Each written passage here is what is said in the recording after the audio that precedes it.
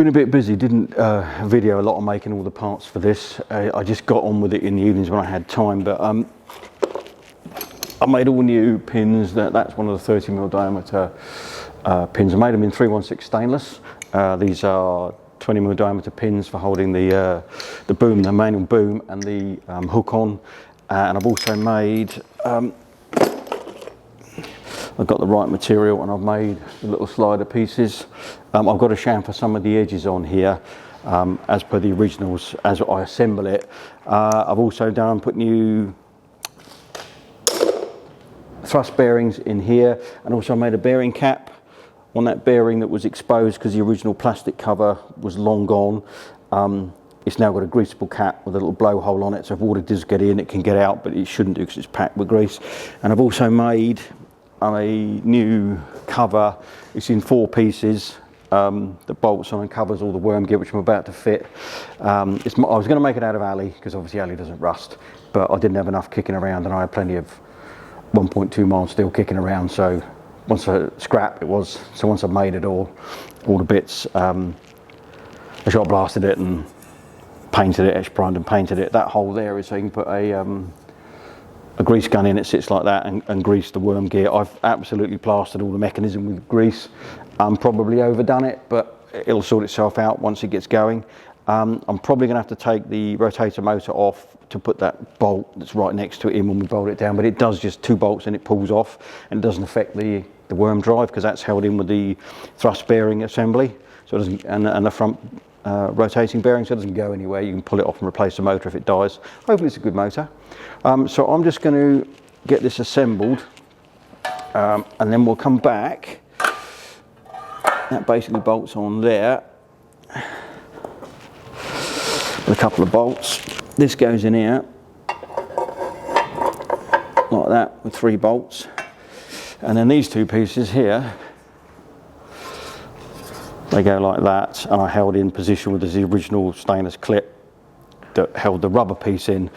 Unfortunately, I had to make this very slightly bigger in diameter where that bottom lip is than the original, because the plastic moulded cover was sculpted in and was reduced, because I think the pivot is slightly off centre in relation to where this goes. There, that goes in the same place, so I've had to make this a bit bigger to cover any indiscretions there in centralisation, but it seems to work fine, so we'll pop that on. I'll get this bolted up, and then we'll get under the block and tackle, and I'm going to get the first bit of the boom back on. We'll then start cleaning up all those slider pieces, and it's just going to be a trial and error. Use the old ones as a guide. I don't want to take any more material off than I need, because obviously it'll wear off over time. Hopefully they've supplied me the right material. I've only gone with what I was recommended for this kind of product, or a bit of equipment. I had plenty of it. Literally, I bought a metre long piece of it, 100mm wide, and they were supposed to trim it down to 60mm wide so I could then chop it up, but it didn't. So it's a metre long by 100mm wide, and I had to then chop the pieces off and make them the right dimensions, and I've got 90% of it left, so I've got plenty of material to make spares, and I just set up on the mill and drilled and counterbored the holes for the little inserts. So right, let's get this screwed down, and then we can go from there.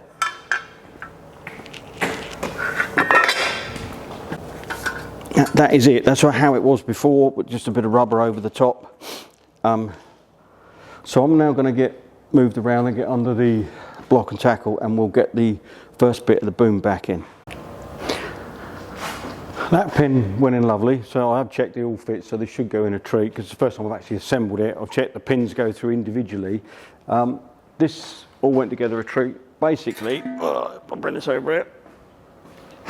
They're both the same idea. You've got 2 pads on the rear, so that obviously as it slides, it sets on the top at the rear, so it doesn't drag against the metal on metal, and then you've got 2 at the front, and I'll bring you a bit closer so you can see what I'm doing.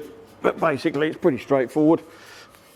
Once I get this in, I'll have to support it with the engine transmission jack, so I can take the strop off and put the top ram back on. It basically sits in there like that. I'll bring you in a bit closer, you'll be able to see what I'm doing.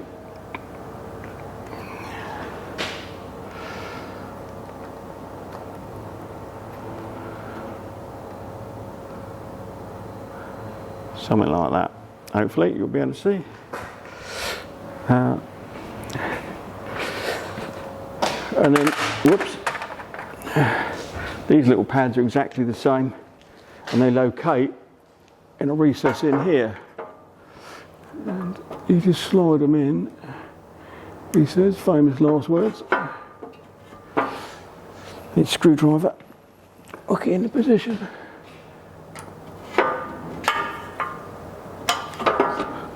That one in, loosely put the bolt in.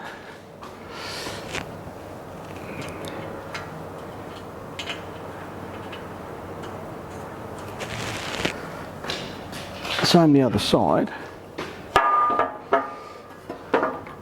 These pads, original ones, weren't really warm because obviously this is a manual slide piece, and it's not going in and out like the hydraulic one.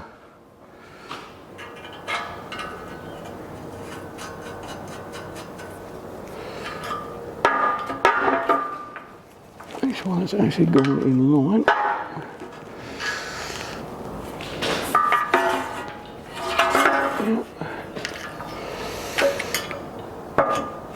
Get in there, like that. Nip that up. Now you're going to ask, what stops that falling out? Going right out the end that way and then falling out. Well, it's a little tiny bit of angle iron. They both use the same thing.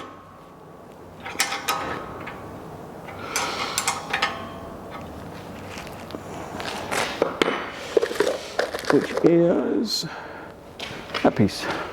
Bring it over, so you can see it. All it is a bit of angle. There's 2 holes in it, and there's 2 countersunk screws that go in, in that bit, that hold it in place. And I've decided to use stainless torque headed rather than posi drives as it was, because it's just a bit easier to get out. To be fair, all bar one came out. When I took it to pieces, only one I had to drill out, so considering the age of it, that's pretty good, I thought. I'll find that one in a minute. But you're not really going to be able to see much about what I'm doing up here. Is it literally, there's a screw. It sits up in here, on that one there, and it literally just slides in. Famous last words.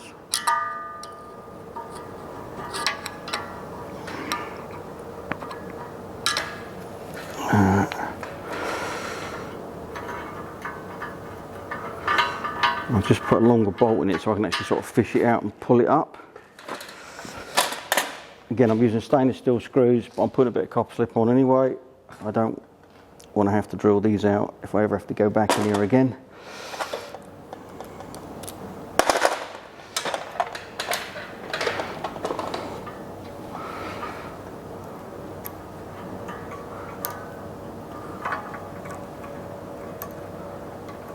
That's that one. Take that out.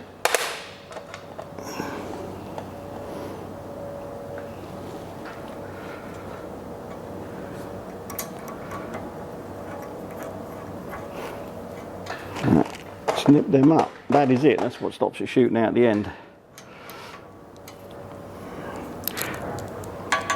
Now this is rigged up to take a ram to make this bit hydraulic, but it never came with one. It's obviously an option. It doesn't really matter.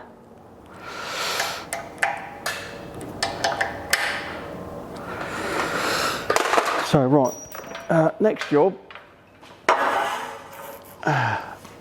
is to hold this up with the transmission jack, so I'm going to take the strop off and put the top ram in. I have repaired all the worn holes on here as well, welded them all up and reshaped them so they don't rattle around, and with new pins it should be pretty good now. So I'll just get me a transmission jack and we'll get that in position. Right, let's hope I don't drop this on my noggin.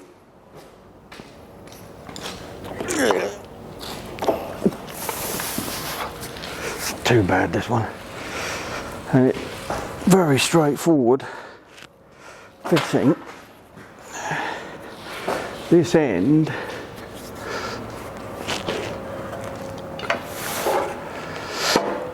what is it?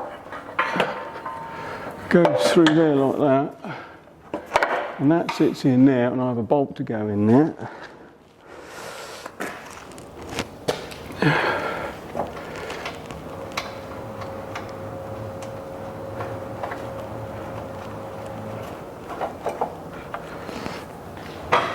And that literally nips that in, and that needs to be pulled out. I have had to let all the oil out of this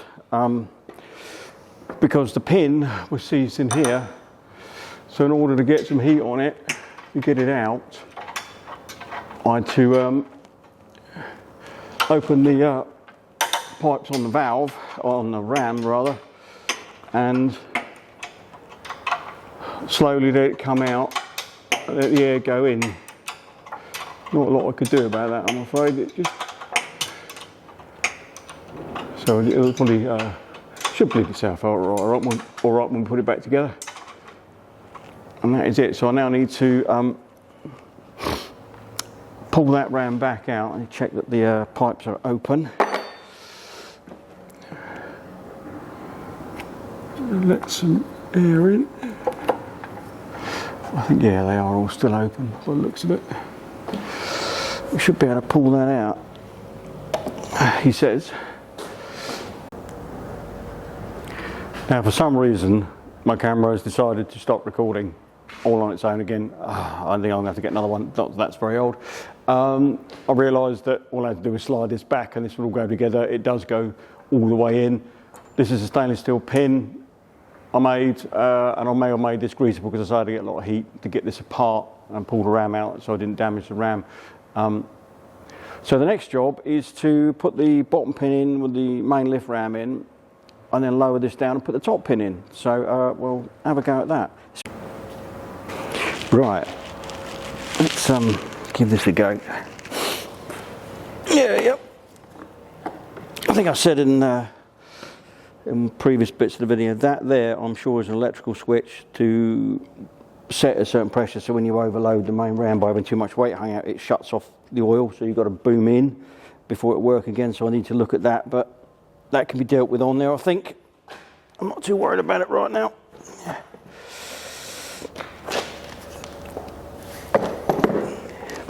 Right, so extra pair of hands would be really nice.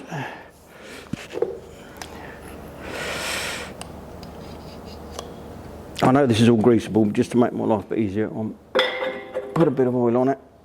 So the other one fell in, so let's hopefully this one will do the same.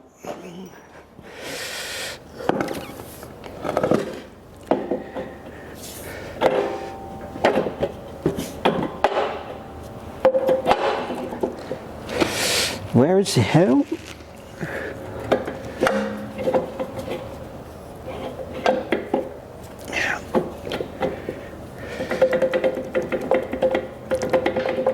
Come on.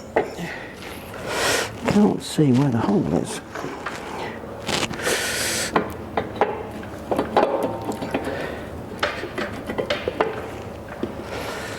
It should go in.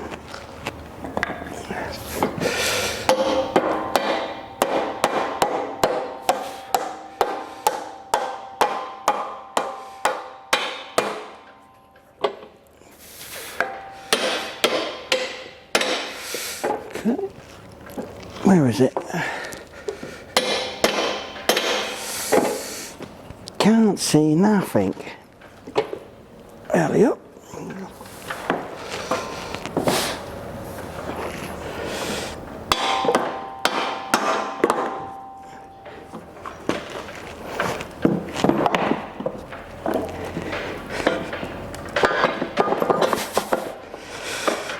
There we go.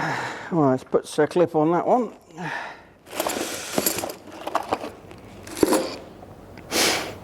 What do I do with my circuit pliers? There we go. Make sure the grease nipples are on the outside.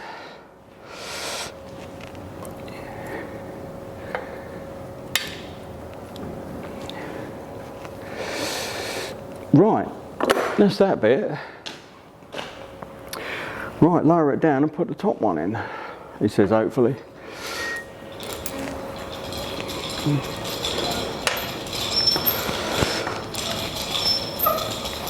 I better put a pin in there to stop that shooting forward.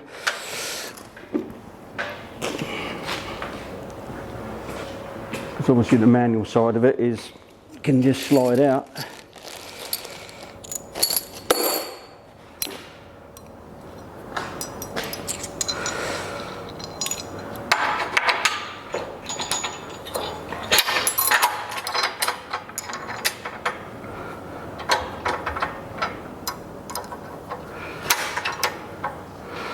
Right, that now can't come out.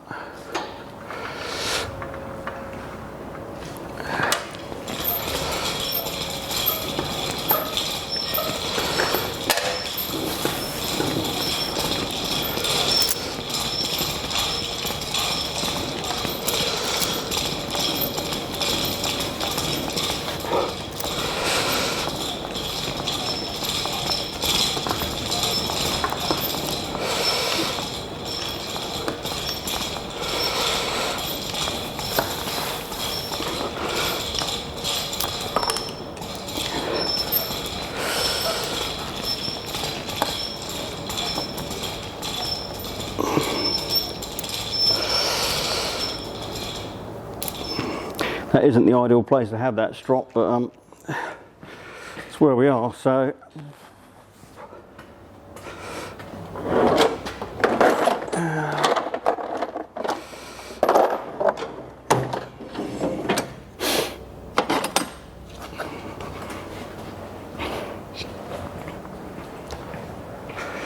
Right, that's somewhere there.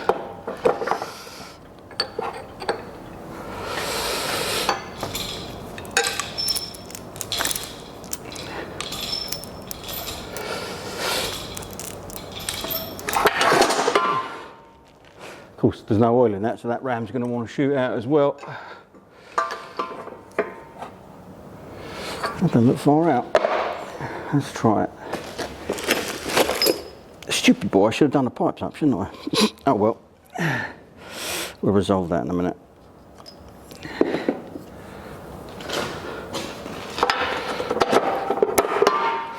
Oops. Yeah, I'd put a strap, just a like a ratchet strap to hold that together, because obviously this ram's full of air now because we had to drain the oil out, as I said earlier, so we could heat the end up to hold it all together as it wants to slide apart, and that pin fell in once I got that done. For some unknown reason my camera is still messing about, I have no idea. So we're at the point where we've done all the mechanical side of it. It's now sort out the hydraulics. I've got to test the pump. If the pump's no good, I need to order a pump, and I need to order valve chest and what they call a monoblock with 3 levers on it. I did look in to doing the wireless remote control, which is what I wanted to do. You can either have a Chinese built, you can buy them on evilbay or from Alibaba, which is a progressional servo system which operates a manual valve block, normally has levers. They're 1,500 quid or 600 quid depending where you get them from, but obviously no backup when it goes wrong, and it will because everything goes wrong at some point. Or you can buy proper proportional valve, radio valve systems, eye-watering amount of money, and for me it's just not viable to do, so we're going to have to go with the old just manual levers, and it's just handy to be at the end when you're hooking on with the remote as you're lifting sort of thing, because sometimes you need 9-foot arms, you know. But that's what we're going to do, so I'm going to call this it for this video. I'm going to then sort out the hydraulic pump in the next video. We'll test it, and if it's no good, I've got test equipment. I bought a load of pressure testing gauges. We'll order a new one, and I'll order all the pipes and stuff, and we'll get it going in the next video. We'll plumb it up. I'll work out what length pipes I need to get it on the transit, and we'll get it going. So we'll call that it for now on this bit, and so I'll say thanks for watching, and we'll see you in the next one.